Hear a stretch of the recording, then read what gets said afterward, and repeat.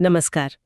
आज हम एक बहुत ही प्रभावशाली व्यक्तित्व के जीवन और विचारों पर बात करने वाले हैं, स्वामी विवेकानंद। हाँ, स्वामी विवेकानंद एक ऐसा नाम जिसने ना सिर्फ भारत बल्कि पूरी दुनिया पर अपनी छाप छोड़ी। बिल्कुल, हमारे पास उनके जीवन से जुड़े कई स्रोत हैं और हम कोशिश करेंगे कि ये समझें कि कैसे नरेंद्र नाथ दत्त स्वामी विवेकानंद बने। और कैसे उन्होंने आध्यात्मिकता को व्यावहारिक जीवन से जोड़ा, ये भी बहुत महत्वपूर्ण है। हाँ, तो शुरू करते हैं उनके बचपन से।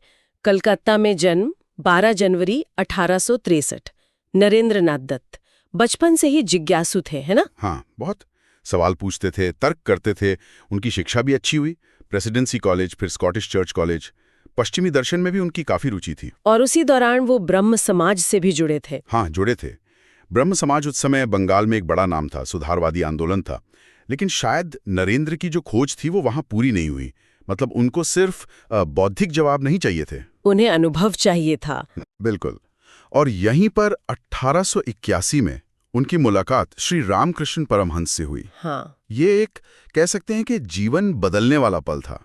वो प्रसिद्ध सवाल, क्या आपने भगवान को देखा है? हाँ, और रामकृष्ण का जवाब, उन्होंने कहा, हाँ, देखा है।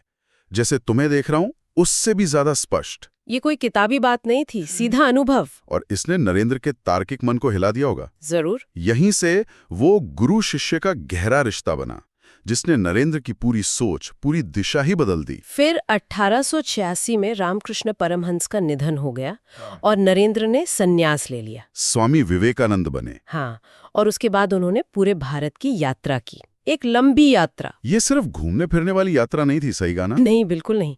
वो भारत को समझ रहे थे, उसकी आत्मा को। महलों में भी गए, गरीबों की झोपड़ियों में भी। और उन्होंने क्या देखा? दो चीजें देखी।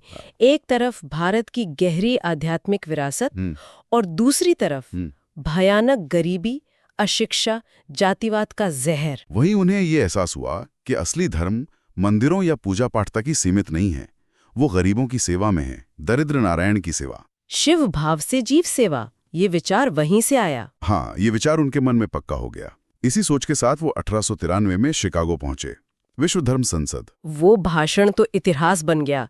Sisters and brothers of America, कहते हैं तालियां रुकी नहीं रही थी। हाँ, लेकिन सिर्फ तालियां नहीं, महत्व इस बात का था कि उन्होंने दुनिया को हिंदू धर्म और वेदांत का एक नया, एक सार्वभौमिक चेहरा दिखाया।